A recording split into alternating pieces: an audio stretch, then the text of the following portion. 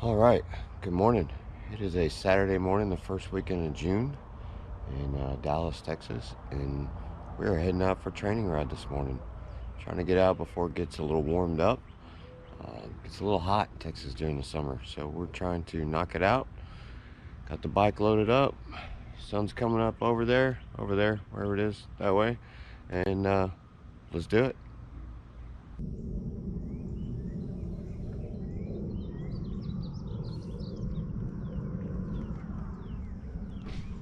All right, once again, good morning. It is about 80 degrees already this morning, and the high today is supposed to be about 94. So what we got on the slate today, we have 3.5 hour session. It's broken up into 3 parts. We're going to do an hour ride, half-hour break, hour ride, half-hour break, and then a half-hour ride. Reason we're doing that is we are training for an event called Judgment Day that's later on in July, right in the hottest freaking time of the year. And it's go ride 10 trails in 24 hours. And this is to simulate that a little bit. And it is, what did I say, we left the house at 5:45. It's 20 till 7 right now. The parking lot here is pretty much empty. There's about 10 of us here. By the time we get back from that first ride, it will be pretty full, and by the time we get back from the second ride, it will be packed. So I'm gonna go get on my as one of my friends call it, my cycling costume, and get dressed up, get loaded up with water, and finish this breakfast bar and hit the trail.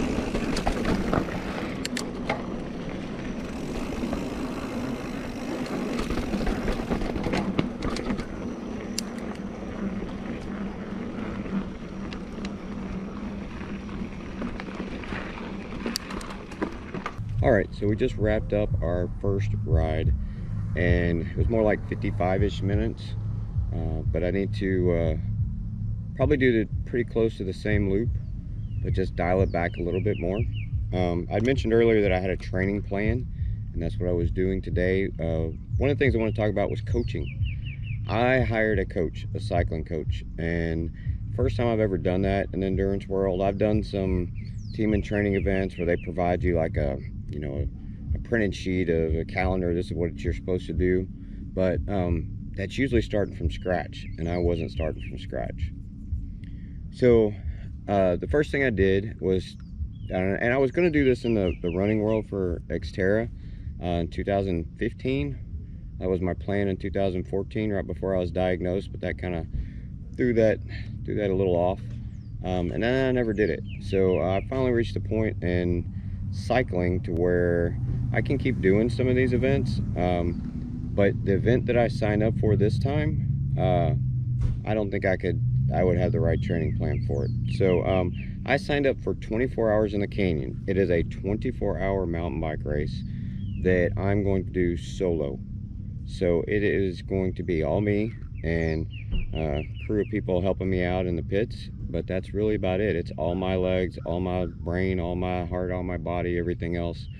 So it will be all me. So I decided I would hire a coach, and I contacted a few of my running friends, and talked to them on how they hired their coaches, and the main suggestion was go online, hit up your social media groups and ask about it if anybody knows anything. Then also interview. So I set up 3 interviews. I found 3 people that I liked, that I thought I liked, and seemed like the right prospect, and just set up a phone interview with them. I had my list of questions, they had their list of questions, and that provoked another kind of a follow-up call with one person. The price of coaching really wasn't that bad, but it is all over the place. It is really all over the place. My training plan that I went with is less than a gym membership a month. It's really not that bad. As far as CrossFit member gym stuff, I think mine is like 95 bucks a month, something like that, which is high for a lot of people, don't get me wrong. But CrossFit's $150, $200 a month, depending on where you're going. And I just swapped one for the other. And so what I did was I had some interviews, and one guy kind of stuck out. He asked a lot of questions. I have been doing endurance events pretty much since I was 9, 10 years old. I don't know when the first turkey trot I did, but that was back when turkey trots were 8 miles. There was no such thing as a 5K, and pretty much any race you did was either a 10K or a half marathon or a full marathon. There wasn't even half marathons around back then. And by the age of 13, I'd done my first full marathon. So it's kind of one of those deals that my body can do it, but I pick and choose when I wanted to train and how I train. So I went with Rich Price at Wenzel Coaching, and I'll put that in the description or somewhere, or wherever I'm pointing to up there, maybe, I don't know. And what we do is he writes a plan that's about 3 weeks at a time. We first sit down and talk about what events I want to do. Ride to Rattler is still the theme of all of this. It's just kind of changed of its logic. The Rattler race has moved to the first week in November, and 24-Hour Canyon is the last week in August. So we're going to train differently, and in between now and then is Judgment Day, which we talked a little bit about. We'll get more into later. And then also the Ray Porter 6-hour endurance event, which I'm really looking forward to if it happens. We'll have to see. Anything's up in the air, but I'm going to train like it's there. And we'll take it step by step. But anyway, it is 5 minutes till I need to get my butt back out on the trail. I'm going to wolf down some food, and let's go after it.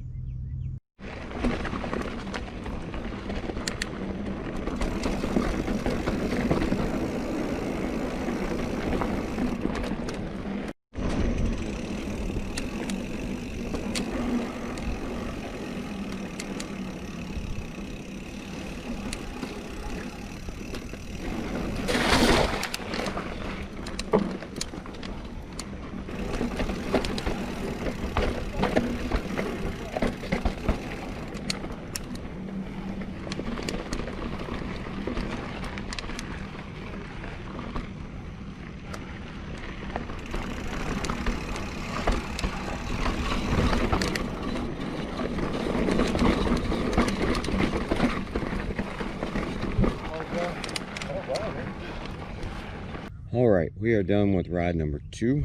I want to talk a little bit about the difference between the way I would have trained today versus the way my coaches got today set up. And here's a reason why he gets paid to do what he does. I would have come out here and I would have said, I'm going to do 2 full laps of the east side. It's going to take me 3.5 hours. And the first one I'm going to go as hard as I can to try to set some new record for myself. And the second one I'm going to go as hard as I can for as long as I can. And then when I finish, I'm going to be completely wiped out for the next 2 or 3 days. The way today is set up, the reason that I'm riding an hour, I'm stopping for a half hour, riding for an hour, stopping, and getting back on for a half hour is the Judgment Day event that is in July is set up to where you're going from trail to trail to trail, and you average 45 minutes to an hour and 15 minutes at each place, and then you've got to sit for a long time. longer than a half hour. But this kind of helps simulate that, and it is easier technically to just for me to just go ride that time straight through, because I do notice that when you sit for a while and you're inactive and then you get back on the bike, man, those muscles are a little tight, a little sore. Just kind of helps you prep for that. The other part of it is food. This gives me a great way to determine what I want to eat in between. It's also getting really, really hot, and really, today, I don't know if it is humid or not, but man, does it feel it. I don't know what the humidity is. It feels very sticky. There is zero wind out here at all. I'm looking at all the tall grass and it's not even budging. So that's a big difference. Typical week for me right now is, like I said, we're doing 3-week blocks, and then like a recovery week in the middle, which recovery weeks suck because you get used to this habit of doing things, and then all of a sudden you don't get to do things. It's great for your body, but man, it's hard mentally. For me right now, tomorrow's supposed to be an off day, but I'm gonna be 100% honest, is my daughter has got a crew of her friends that want to go riding, and so we'll go do an hour ride with them, and she keeps adding on to the crew, so now we have 3 in their little posse. So Bella, Jake, and Andre. We'll go hit somewhere relatively easy, and I will go at a very easy pace. They want to go faster, but I just can't. That's not smart. But so normally tomorrow will be an off day. Monday is a recovery ride. Last week I did have a recovery ride on Sunday, but today or tomorrow is scheduled off for me.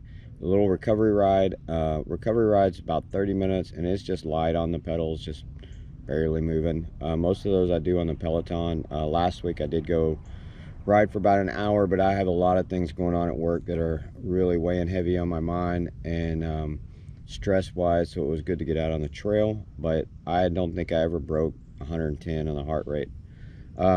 Tuesday will be a tempo ride, about an hour. Wednesday will be strength and cardio. Thursday will be another tempo ride that's a little bit harder.